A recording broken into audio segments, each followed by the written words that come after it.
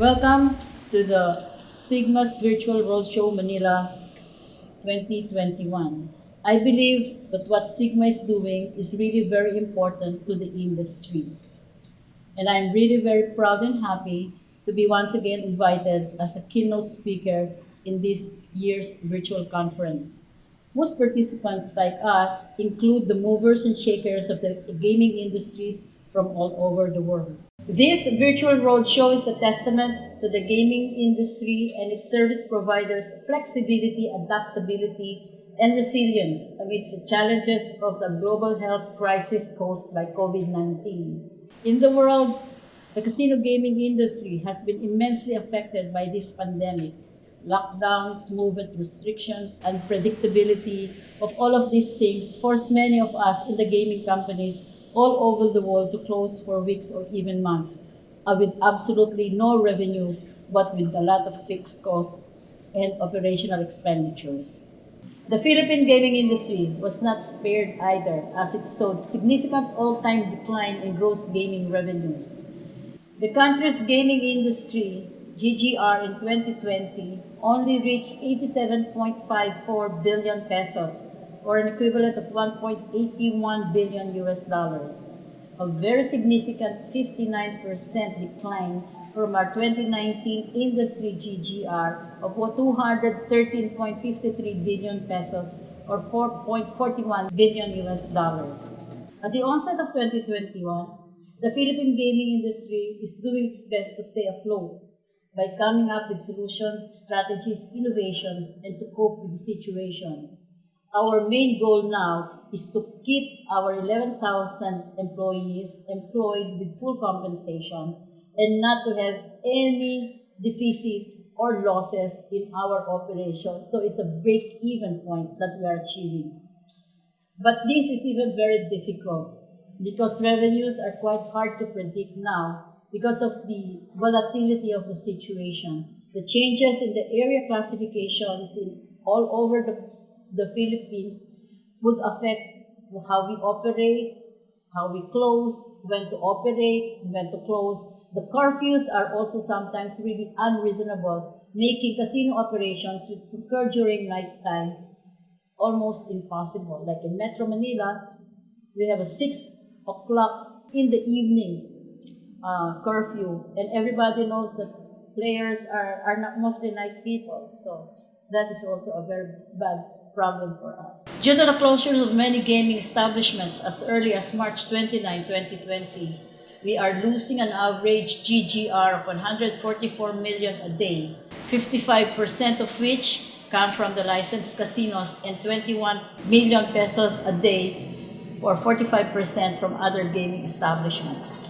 As Fitch Ratings predicted in its Outlook report, the impact of the pandemic to the gaming industry in Asia this year will be less acute, as potential of vaccine availability will allow destination markets to begin recovering, which is proving not to be that accurate because the availability of vaccines is now controlled by the more advanced first world countries. The report likewise noted that online segments will continue to enjoy outsized growth, especially in the event of more lockdowns. This may not again be that accurate because, for example, the lockdowns are getting worse, and we just have to grapple with the fact that there are more infections now than before. Therefore, we're hoping that online gaming platforms will give the local gaming industry a chance to ride in this tide of growth. As COVID-19 cases rise in our country, we have to find ways to innovate and reach more diverse markets both here and abroad. Before I said we need regulation with competence and integrity. Now we need another aspect, which is creativity and imagination. One way of doing this is to continue what many gaming markets worldwide are adopting and more, the use of modern technology and digital platforms in the delivery of and improvement of services, which SiGMA is presenting to us. But we must also be creative in looking at our expenses, OPEX, marketing. Where do we maximize marketing? Where do we suppress it? Where do we maximize the use of all of our resources, whereas before we had so much of it that there was very little attention to maybe small expenditures that could be avoided. But now we are really belt tightening. Alongside the use of digital and online platforms, regulatory policies for offshore gaming operations must be strengthened.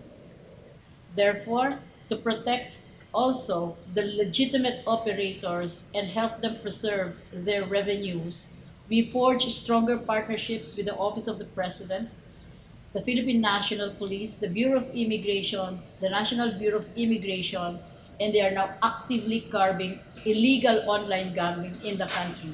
Just yesterday, there were 27 foreigners who are undocumented operating an online gaming facility who were apprehended by the police and by the Bureau of Immigration. Today, we continue to be an active partner in the Interagency Task Force on Employment of Foreign Nationals, together with DOLE and the Bureau of Immigration, but most especially with the AMLAC, Anti-Money Laundering Council. But more importantly for us now is to give support to the online gaming operators. Like for example, most of their employees are foreign workers. So we network with the issuance of visas with the Foreign Affairs. We network with the Bureau of Immigration for the special work permits. We network with the Department of Labor and Employment for their alien employment permits. We even network with the airlines and the travel agencies to give them seats in their airlines coming in and going out of the country. And most of all, we have to network with the Bureau of Quarantine and with all of the health and medical services in the country. Also, I think it's very important to keep up with the fast-paced shift to digital landscape. That is why we need SiGMA for the information that it gives us about suppliers, about markets, and about everything that is new, even the auditing systems that are needed. We have in the Philippines also introduced live shops, which means online betting, but those who could play would be only the VIP players in the integrated resorts and casinos. Another breakthrough and another product that we're introducing this year under the mandate of the Office of the President is the regulation of e-sabong. Sabong is cockfighting. And in the Philippines, cockfighting really is a national sport and a very popular local gaming activity. With this, we hope to be able to raise this year about 3 billion pesos in revenues. And coupled with this, again, is the enforcement of uh, of the anti-illegal task force of all the laws so that those who are operating, who are paying taxes to the government, are actually protected and the illegal ones are closed down and punished. Moving forward, I believe that despite the impact of the pandemic in the gaming sector, we shall overcome. This cannot be permanent, it will be temporary, and by the end of the year, I think that we should be able to meet our targets, which is one, to remain intact, two, to be able to open up new venues, three, to have all of our employees still employed, enjoying full compensation packages and health benefits. We will not be losing, we will not have a red mark in our bottom line. With the help of the latest digital trends, such as the ones that will be showcased here in SiGMA's Roadshow, I think that we can really have new paths created ahead of us. As for the Philippine gaming industry, we will export new markets, new products using this kind of technology, which we think will probably dominate this industry in the next 3 to 5 years. Again, I'd like to congratulate the organizers of SiGMA, and I believe that you're doing us a lot of service because you are now allowing us to access the information we need to make good decisions in this kind of activity. Thank you very much.